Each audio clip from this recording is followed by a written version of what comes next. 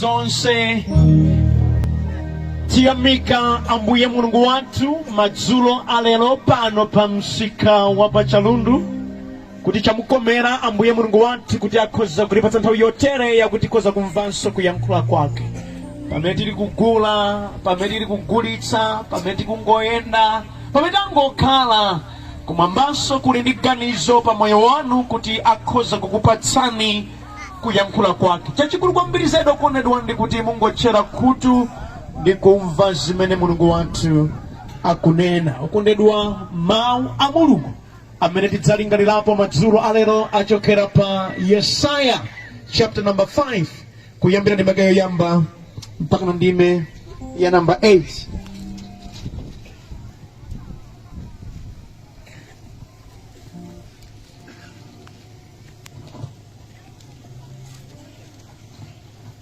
Yesaya chapter number 5 ndidzawerenga mchichewa cha lero.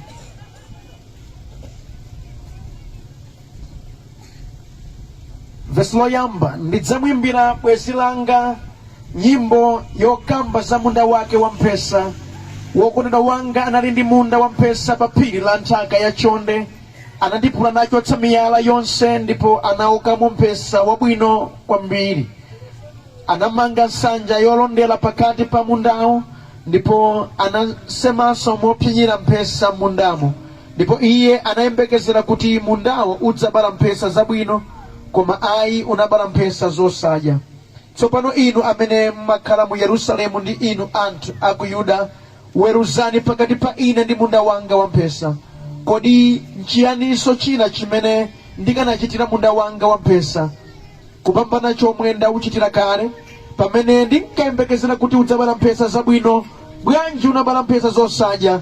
Tsopano ndikuwuzani chimene ndidzauchitira munda wanga wamphesa. Ndidzachotsa mpanda wake ndipo mundawo udzawonongeka. Ndidzagwetsa khoma lake ndipo nyama zidzapondapondamo. Ndidzawusandutsa tsala, udzakhala wosatengulira ndi osaulimira. Ndipo mudzamera mkandankhuku ndi minga ina. Ndidzalamulanso mitambo kuti isagwe mvula pamenepo. Munda wamphesa wa Yehova wamphamvu zonse ndi Israeli, ndipo anthu a ku Yuda ndiwo munda wake womkondweretsa. Ndipo iye ankayembekezera chiweruzo cholungama, m'malo mwake anaona kuphana. M'malo mwa chilungamo iye anamva kulira kwa anthu ozunzika. Mulungu wabwino ndi wamkulu amene amadziwa kudalitsa, adalitse kuwerengera kwa mawu ake ndipo dala munthuyo wakuva mawu a Mulungu ndi kuwasunga ndi kuwachita. Amen. Amen. Tiyeni okondedwa tipemphere. Atate chauta Mulungu wathu, tikukuyamikani kwambiri chifukwa cha nthawi ya madzulo otere, kuti monga mwakufuna kwanu mwapangitsa mawu anu akhoza kuwerengedwa ndi cholinga chakuti amveke kutambasula kwake kwa wina aliyense amene ali pano. Sadakonzekere kuti adzakumana ndi izi, koma inu munakonzeka kuti mudzampatsa mawu anu otere. Ndikupemphera pezekani malo anu. Ndikupemphera yankhulani ndi anthu anu kuti asadafike mu nthawi yakufa, mu nthawi yakuchoka mdziko, akhale kuti ataupeza moyo wosatha. Yankhulani ndi mayi uyu, yankhulani ndi bambo, yankhulani ndi mnyamata ngakhale msungwana uyu, za chimene mudayikira moyo wake ku dziko lapansi, mu dzina la mphamvu la Yesu Khristu. Amen. Amen. Okondedwa mwa ambuye wathu Yesu Khristu mwachidule, mawu a Mulungu amene tawerengawa, Yesaya ataona chimpwirikiti cha ana a Israeli, ndikuti iye adalandira uthenga wakuti awakumbutse chimene Yehova adawarengera ku dziko lapansi. Adakhala ngati wakonza kanyimbo, monena kuti mmene ndimawerengamo inali nyimbo yake yakupereka uthenga kwa anthu amene ankamvera nthawi imeneyo. Ndi akuyimba mnyimbo imeneyi ngati fanizo lakuti munthu wina mlimi adasankha munda wabwino pena, ndipo iye adaulimira munda uja kwambiri. Munthu yana ndi cholinga chodzafuna kupyera mphesa nadzapindula ndi mphesazo zonse zimene zikadalepheretsa kuti mbewu zake zisamere adazichotsa. Ndipo iye adakasankha mbewu yabwino ndi kuyidzala mundamo. ndipo iye adakonzekeranso chimene ati adzachite nawo mundawo ukadzadiwa bala bwino kuti adzafinya mphesazo nakhala ndi juisi wabwino. Adakonzekeratu zimenezo nakhala ndi chiyembekezo kuti tsiku lina adzadya zipatso zochokera mu ntchito imene wagwira. Baibulo likuti nthawi yobala itafika chidachitika ndi ichi: zipatso zimene zidabwera zipatso zoyipa zosafunika kudya. Chimene chidapereka chikhumudwitso kwa mwini munda. Mwini munda akuti taweruzani ino akuluakulu amene munkandiona ndikugwira ntchito teire ndikuyesetsa kwanga ndayesetsa, nanga mundawo wabaliranji mphesa zosadya? Ndikuchita chiyani? Ndingowuwononga basi chifukwa ndapta mtima. Amene komalizira mkomana adafotokoza kuti tsono munda wa Yehova ndi inu Israeli, Mulungu ali ndi chiyembekezo pa inu chakuti mukwanitsa kutchula dzina lake ndi kupereka chilungamo. Nchifukwa chiyani mwachita zoyipa zotere? Mwaichi mudzalangidwa. Ndi uthenga madzulo lero kwa inu motere: choyambirira kubadwa kwanu ndi chisankho cha Ambuye. Ameni. Kuti mupezeke ndi moyo ku dziko lapansi amene adasankha ndi Mulungu. Ndipo Mulungu pokulengani adakulengani ndi cholinga. Akufuna inu muzimpembedza, akufuna inu muzitchula dzina lake, akufuna inu muzipemphera. Ndi chimene Yehova adakulengani. Funso langa madzulo lero: kodi mukukhala mu chimene Mulungu adakulengerani? Wena ku dziko lapansi kuno akamakhala amaganiza ngati Mulungu amawaopa. Ayi, sadakulengeni kukuopani. Ayi, chifukwa kale inuyo kudalibe. Adakulengani chifukwa amakukondani, adakulengani chifukwa amakufunani. Ndipo mwa inu adayika mu chiyembekezo chake kuti ku dziko lapansi muonetsere poyera Mulungu ndi wamphamvu. Ameni. Monga mulimi amachita kusankha nthaka yabwino yakuti akapinduleko, ndi mmene Mulungu adasankhira inu nayembekezera kuti mwa inu apindulamo. Funso langa madzulo lero: kodi Yehova ali kupindula ndi moyo wanu? Mukamakhala ku dziko lapansi lino, Yehova akupindula? Mkutheka akhoza kupezeka pakati pathu anthu amene mwa iwo mahula akupindula kwambiri zedi. Ikuwina lenta ayipeza kwa iwo zotheka. Ndi zotheka mwa iwo anthu onse achimasomaso akuona momita ziutheka. Nkuthekanso mwa iwo mabizinesi olakwika kodi akuchitika. Koma funso langa madzulo lero: kodi Yehova amene adakulengani akupindula ndi moyo wanu? Kukamacha kukamada mukhoza kutsimikizika mtima kuti wondilenga ine akupindula nani, dzina lake likulemekezeka ndi makhalidwe anga. Zikhoza kutero kodi? Tandimvane.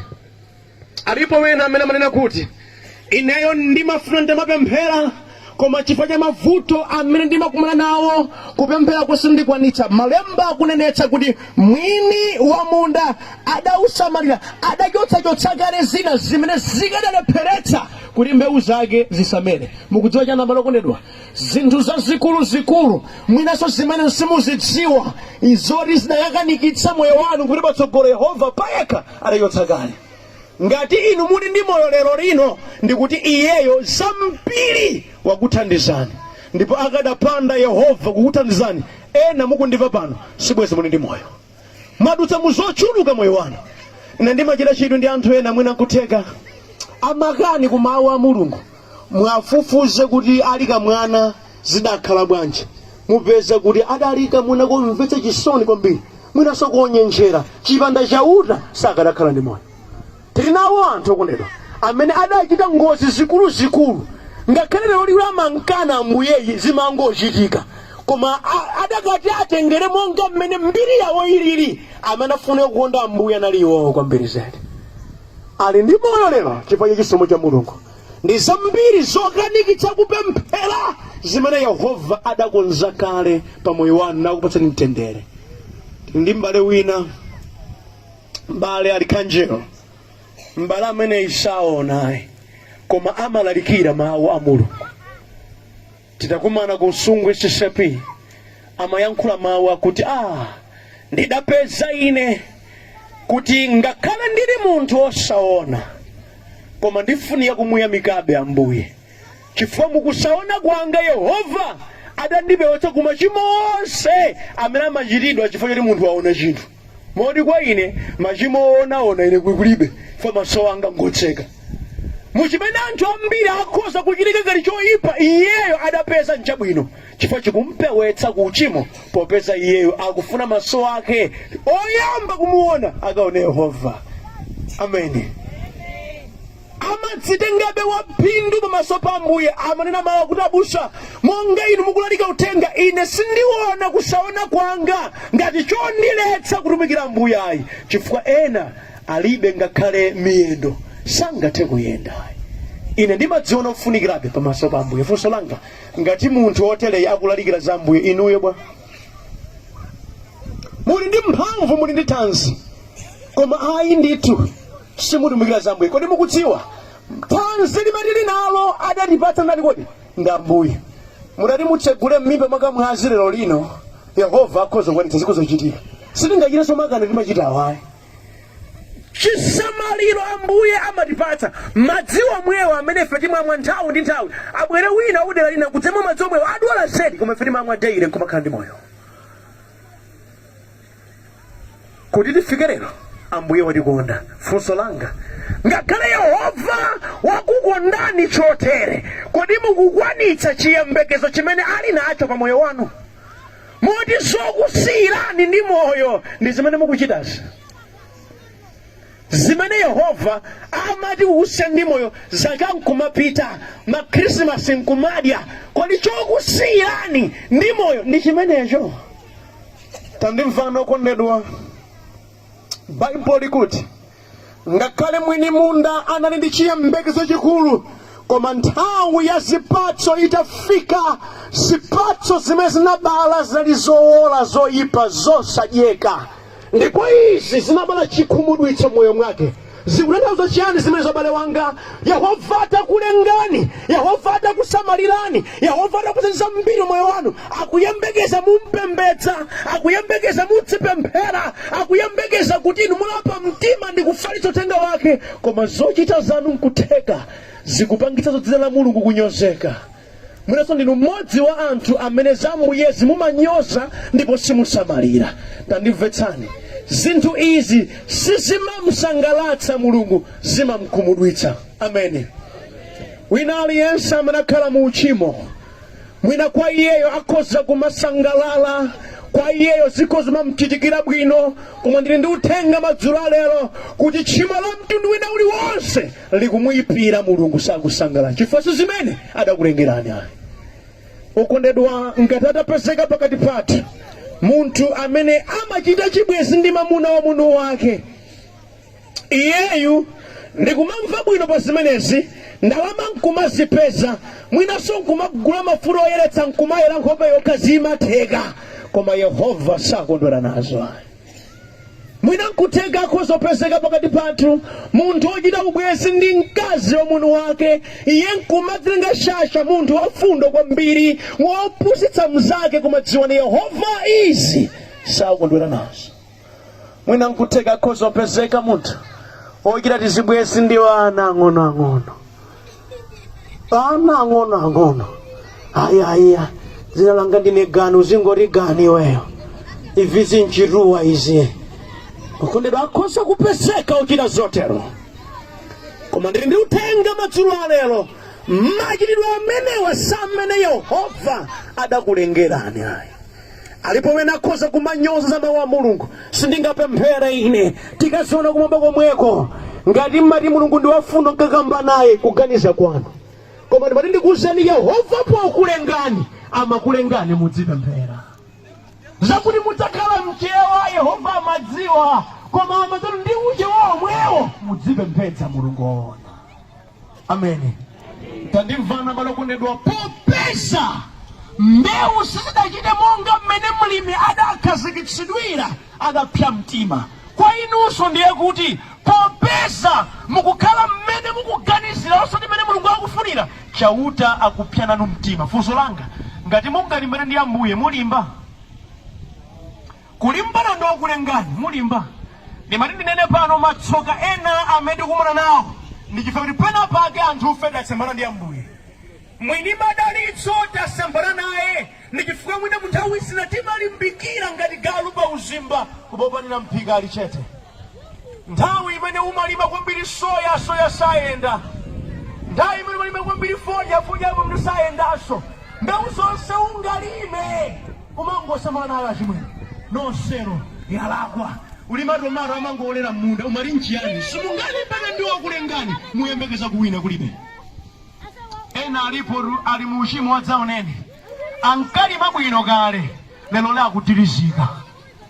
akutirizika ena ndinemuona mtima amapatsidwa ulemu kale lero ulemu ukutha ena nimali nenemuona mtima ndachinyama chabwino ndiwana mmaonekedwe koma nkhope zawo zikusosoka ngati silipasi simungali mbale ndi Ambuye ndikuwina kulibe sizingateke mukadakhala wazeru mukadadzilenga abale wanga koma ngati adakulengani chauta ndikuti ndinoche pamphamvu mvereni amene Bible kuti ndidzachita chiyani ndi munda wanga munda umene udzomwe nzamba kuupondereza ndidzagumula chingo lake ndipo sidzapondedwa kunena kwina Yehova kuti ndidzachotsa chilelezo changa pa moyo wako funso mkumati kodi Yehova akachotsa chilelezo chake pa moyo wake mulimba Yehova akati wachotsa gawo lake limene iye amakusungirani popezatu anthufe timasungidwa ndi chisomo amen timasungidwa ndi yani kodi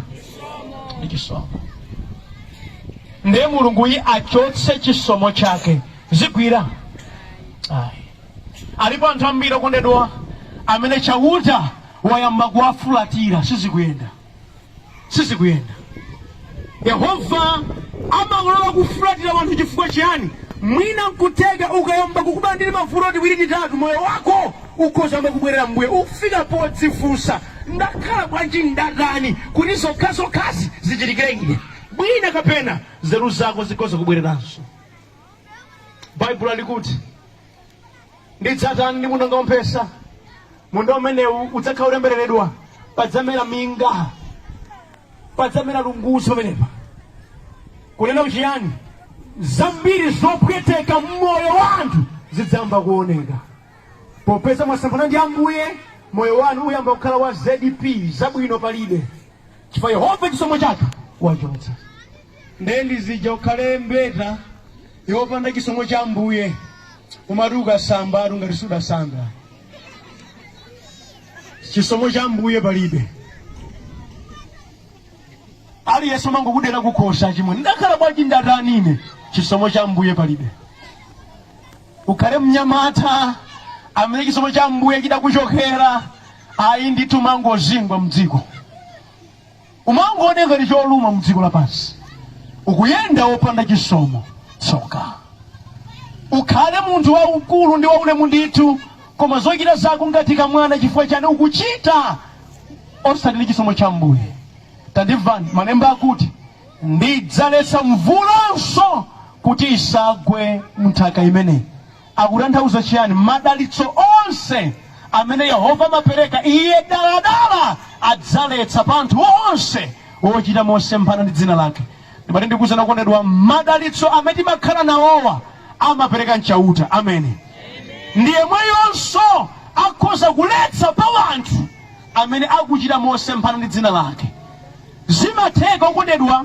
mwina ndikamwana ndithu koma chifukwa kuyenda m'madalitso a Ambuye ndikumapita patsogolo wina wamkulu ndithu koma sakuyenda mchisomo cha Ambuye zosayenda ndaonako na akuluakulu enatu umanena tiwana kuti big man kamwana umayenda wamkulu osayenda big man tatichunani angawayiresi munthu wakulukulu chifukwa chiyani madalitso asokoneka ndikutenga madzulo alero ndipo kapoka munthu adayenda ndi Ambuye zikhoza kumuyendera amene kumalizira kuulula akuti munda wanga tsono wamphesa umene ndikunenapa ndi inuyo iyeyo pa moyo wanu Israeli amayembekeza mukhala mchilungamo amayembekeza muyenda ndi Ambuye amayembekeza kuti mudzipemphera mukuchita chiyani tsopano taonani mukuchita opposite malomoti mukhale mchilungamo cha Ambuye mwakhalanso anthu opititsa patsogolo uchimo ndili ndi uthenga kwa inu okondedwa musakhale bwanji inu okhala muzimenezi chifukwa palibe munthu angalimbana ndi Ambuye iye ndikuwina kulibe tamvetserani kodi uthengawo sukamba za inu kuti kukusiyana ndi moyo kukusiyana Ambuye taonani zimene mukuchita chiyani munadzifunsa mu mtima mwanu kodi kukhala kwanga ambuye wondilengayo akukondwera nane. Kodi machitidwe angawa kumwamba kukasuzumira kukumva chimwemwe? Ngati yankho lake ndi ayi, zonse ndatchulazi zowawa zidzakupezani. Koma mwayi ulipo, chisomo chilipo mwa Yesu Khristu. Ameni.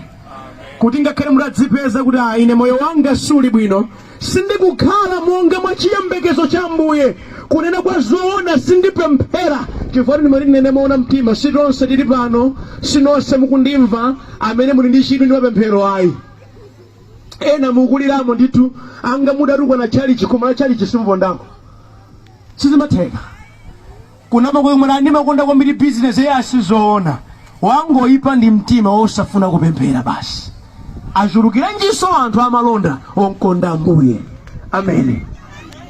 Tandimvetsano okondedwa, ngati munadzitsutsa mu mtima kuti zoonadi ine sindikuchita monga mmene Ambuye anandilengera, ndipo moyo wanga uli pa chiwonongeko, matsoka akunenedwawa inenso adzandipeza kapena akundipeza. Yankho ndi chiyani? Malemba ananetsa pa Mateyu chapter number 11 verse number 28 kuti idzani kuno kwa ine nosakulema ndi kuthodwa, ndipo ine ndidzakupumitsani. Mudalapa mtima bale wanga, ndikuyambanso kuyenda ndi Ambuye moona mtima, Yehova akhoza kukukondani. Pamenepo tsono mudzasanduka aphindu ku dziko lapansi. Amen. Ndikupangeni challenge motere. Zilipo zina moyo wanu zimene simudzaziona pokapoka mudabwera kwa Ambuye basi.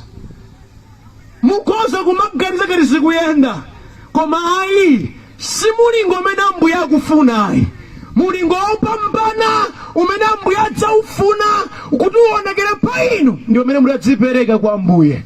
Chimakhala ngati chiganizo chopusa chonena kuti ndalapa tchimo ndikubwera kwa Ambuye. Oseka sangalephere, onyoza sangalephere, okondedwa okugwetsani ulesi sangalephere, koma ndi chiganizo chimenecho chidzakusandutseni munthu waphindu. Mu nthawi imene ine ndimatembenuka mtima kupereka moyo wanga kwa Ambuye, ondiuza kuti ndalakwitsa adalipo ambiri, ndipo ondiseka adalipo ambiri. Achinyamata anzanga anthawi imeneyo ankanena kuti ineyo ndagulitsa luso popeza ndinkasewera mpira masiku ameneyo. Tandimvetsani, koma ndamuona Mulunguyi akundibweza kwambiri, nandikira zokoma kwambiri zedi kudzera m'mawu akewa. Ameni. Sindinkadziwa tsiku lina ndidzayima pano nakuza kutenga ayi. Kutsogolo kwanga sikunkadziwa zochuluka, ndipo ndi chikhulupiriro kuti ziliponso zina kutsogoloko zimene zidzachitika zimene sindazione. Bola tikakhazikabe mwa Ambuye ndekuti inunso zilipo zambiri zimene simudazione moyo wanu, zimene mudzaziona mutabwera kwa Ambuye Yesu. Abusa, ine ndidachimwa kwambiri, moyo wanga ngosokonekera. Ndizoona adi zikhoza kutheka mukuoneka opanda phindu monga munda uchita uwerenga, koma mutabwera kwa Yesu mudzayamba kukhala ndi phindu ino. Mutabwera kwa Yesu zabwino zamwe ino zidzamba kuoneka. Mulungu wabwino ndi wamkulu akuthandizeni moyo wanu kuti mulakelake kukhala waphindu kwa Iye. Mudzifunse, kodi Ambuye mudandilengeranji? Kodi chondilengera ndi chimenechi? Mukapeza kuti ndi ayi, sizikugwirizana ndi mawu a Mulungu, lapani mtima ndikubwera kwa Ambuye, ndipo Iye sataya wake adzakulandirani. Amen. Kuteka amene munali kundimva pompano,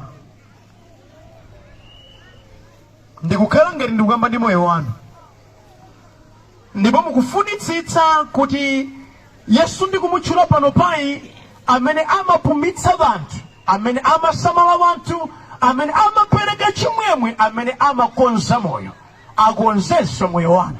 Ndizotheka. Ndipati bwanji ndikutsogoleni pemphero la kugonja, ndikuti mugonje ndikuyamba watsopano. Ambuye akufuna inu ndithu. Tabwera pano nkuteka siku lonseli limafunika, koma inuyo basi. Nkuteka ndine sigona naso tidzana mapazi a Yesu kumwamba basi. Popeza za mawu sizimadziwika, koma uthenga umene Ambuye anandipatsa ndikupatseni ndi umenewo wakuti mukulapa mtima kwanu mudzakhala munthu waphindu. Tiye ndipemphereni. Atate chauta Mulungu wathu, ndikupemphera chifukwa cha onse amene amva mawu awa akuti munthu amakhala waphindu pamene wabwera m'manja mwanu. Pajatu mdierekezi kwake ndi kupha ndi kuononga. Awa adabedwa ndipo ali mbali ya Satana. Awa akuonongedwa, awa akuphedwa m'malingaliro awo. Sizili bwino mukapanda kuthandiza. Ndikupemphera kwa wonse olapa mtima Ambuye Mulungu mwalandilenso. Lolani ndithu wonse wodzipereka maso pano alandidwe ndi inu. Abale nonse amene makhudzika mtima ndipo mukulakalaka kuti mukhoza kubwera kwa Ambuye mwakugonja. Panokha mkatikati mwa mtima mwanu khale kuyankhula ndi pakamwa, bwerezani kupemphera kumene zakutsogolerani kumene kukhala kupereka mtima wanu kwa Ambuye motere. Mutsatire mawu awa kuti Ambuye Yesu, ine ndadzipeza wopanda phindu ndi wolephera pamaso panu monga mwa uthengawo, koma ndikugonja pamaso panu. Machimo anga onse mundikhululukire, ndiyambenso kwatsopano. Monga mwanena mukufunitsitsa wonse olema ndi wothodwa abwere kwa inu, mwapumitse. Ndikupereka moyo wanga, pumitseni. Patseni chisomo, patseni Mzimu Woyera amene andipatse makhalidwe okhala aphindu pamaso pano. Kozeni Ambuye, mwa ine muyikemo njala ndi ludzu la pemphero ndi mawu anu, ndidzichita zanu. Ndisintheni Ambuye mwa Yesu Kristu. Amen. Ndipemphera ndekha. Tate, kwa wonse amene avomerezawa alandireni ndi kuwalimbikitsa pa mawu anu. Akhale ndi inu ndipo muwatenge ndi kudzawakumbukira mu nthawi yawo yakumwalira. Mutawasunga mchisomo chanu mdziko lapansi. Ndipo wonse Ambuye amene adzakakamirabe uchimo ndi kuwapanga handover m'manja mwanu, ndawauza mawu anu zili ndi inu kuchita nawo. Kaya muchita cha mtundu wanji, chitani ndinu Ambuye. Bola pempho langa ndi adzalape pamaso panu asadafike pomwalira. Kula ndichepe mwa Yesu Kristu. Amen. Haleluya. Amen. Ndisana yakale pansi, zinthu izi nafuna ndikulimbikitseni. Okondedwa, ndikofunika munthu wina aliyense kuti adzipemphera. Ndipo kupemphera kwake adzipemphera mu uzimu ndi mchoonadi. Kudana ndi tchimo mokhazikika. Pezani mpingo wokamba kuti Yesu ndi mpulumutsi, wodana ndi tchimo pena paliponsepo, osapenda tchimo, ndipo mudzika pempherako kumeneko. Khalani m'magulu okamba za Yesu moona mtima, osati okamba za mpingo wawo, za abusa awo kapena ndani. Chifukwa mpulumutsi wa dziko si m'busa aliyense, ndi Yesu yekha basi. Kulumikizana ndi amene ndiye chipulumutso. Mudzikhala ndi nthawi yakuwerenga mawu a Mulungu. Pezani Baibulo mudziwerenga. Ngati simukhoza nokha, pezani ena adzikuwerengerani. Kumene kumamveka mawu a Mulungu moona mtima, pezeka mkoni. Zimenezi zikusungani. Pali zambiri zochitika mdziko muno za uchimo zimene zikubeba masiku athu. Pewani kukhala muzimenezo. Dziko likusekani, likunena opusa, koma Mulungu akondwera nanu. Chifukwa musayiwale tsiku lina tidzafa. Msonkhano ngati wotere udzakhala msonkhano wa maliro, kupereka thupi la munthu kumanda. Nthawi imeneyo palibe wina aliyense angakuthandizeni. Ndi nthawi imene mudzana ndi Mulungu maso ndi maso. Konzekeretsani moyo wanu kukumana ndi Ambuye. Kanthu kena, mukakhala ndi gawo lopempherali, khalanso ndi gawo lokuthandizani kupeza zokusungani za tsiku ndi tsiku mwa njira yolongosoka osati ya uchimo. Sikuti mukamapemphera naye basi muzikhala kopempherako osagwira ntchito. Silija pemphero akuluakulu timadyasima ndithu imene imapezeka tikagwira ntchito. Gawani nthawi yanu bwino. Nthawi yopemphera, nthawi yogwira ntchito, nthawi yochita malonda amene ndi abwinobwino osati auchimo kapena otangwanikisa anthu ena ayi. Kudzera mu zimenezi Ambuye akudalitsani. Paja mukumbuke malemba akuti ndiyitiriza ntchito ya manja ako. Ndipo Bible limati osagwira ntchito asadye. Pamene tikuchita za Ambuyezi tikhalenso anthu odzidalira pa moyo wathu wa tsiku ndi tsiku. Dzichepetseni kuyamba malonda mwa njira ina iliyonse. Nkhuku zomwezi zikozokhala business. Madimba omwewo tikozopanga zizotipeza ndalama. Dziwani madama sapindula iya. Ushasha samadya. Dzichepetseni. Kuchalichi kudzafunikanso kuti mudzipanga contribute zinthu zofunika kumeneko. Munthu wina aliyense afunika akhale ndi chakudya yekha. Simeza akhoza perekanso ku chechi kwawo. Kuthandiza konso osowa ndi ena aliwonse ndi kumatukulana. Ameni. Ife ngati tsono dera lino mawu anga ndi awa. Tiye tikondane wina ndi mnzake. Tifunane zabwino, tikhale pamodzi. Tisamade kukhosi wina akamachita bwino koma tidzilimbikitsana. Ameni. Chonde abale wanga, musamakhale ndi udani ayi. Ngati muli nawo ena amene mudasemba nawo chichewa, pakuti pabwera kwa Ambuye khulukiranani, yambani kuchezerana. Gwirani Yesu Khristu amene apereka mtendere. Kukhala kwathu kwa ife kudzikhala ndi mtendere wonse. Ameni. Ambuye akudalitseni kwambiri kuti mwamvetsera zimene zindikuyamba kuzichita, ndipo chisomo cha Ambuye chikhale pa inu. Amen.